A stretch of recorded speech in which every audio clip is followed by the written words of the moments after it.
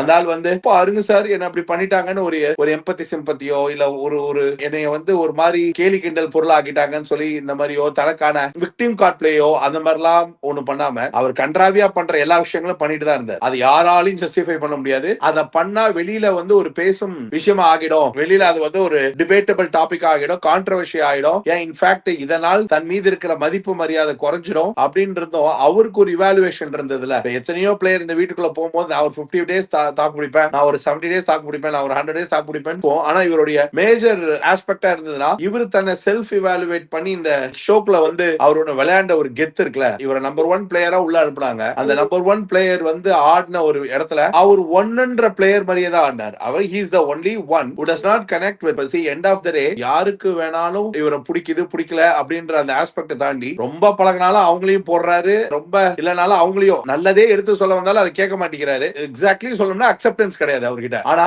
அந்த acceptance repeated mistakes பத்தி கவலைப்படாம இந்த ஷோல ரொம்ப நாள் டிராவல் பண்ண முடியாது அப்படின்னா இந்த ஷோல இவருக்குள்ள 100 டேஸ் டிராவல் பண்ற ஒரு எக்ஸ்பெக்டேஷன்ஸ் இருந்ததுன்னா இருக்கும். அவர் மைண்ட்ல ஒரு 60 டேஸ்க்கு என்னவோ அதுதான் சிலது ஃபைன் டியூன் பண்ணி நம்மள இப்படி சொல்லிக்கிறாங்க, நாம இதை திருத்திக்கிட்டு நம்ம ஸ்மார்ட்டா ஆடினா தாண்டா அடுத்த வாரம் நம்ம தப்பிக்க முடியும் அப்படின்ற அந்த நினைப்பு இல்லாம ஒருத்தர் ஆடுறது அந்த வீட்டுக்குள்ள ரொம்ப பார்வதி எனக்கு டர் ஆயிடுச்சு அப்படின்னு சொல்லி தப்பிச்சதை சந்தோஷப்படுறதும் இல்ல கனி அமைதியா பயத்துல தப்பிக்கிறதும் நான் போனாலும் பரவாயில்ல அப்படின்னு நினைச்சு வெளில வருதுன்னு ஒண்ணு இருக்குல்ல. இன்னைக்கு நான் பல இடத்துல நம்ம போட்டோல கூட வாட்டர் மெலான் பொளக்கப்பட்டது அப்படின்னு போட்டது அவரை என்ன சொல்றது இந்த ஷோவுடைய பாயிண்ட்ல வாட்டர் மெலான் தான் பல பேரை பொழந்திருக்காருன்றதுதான் ஃபேக்ட்.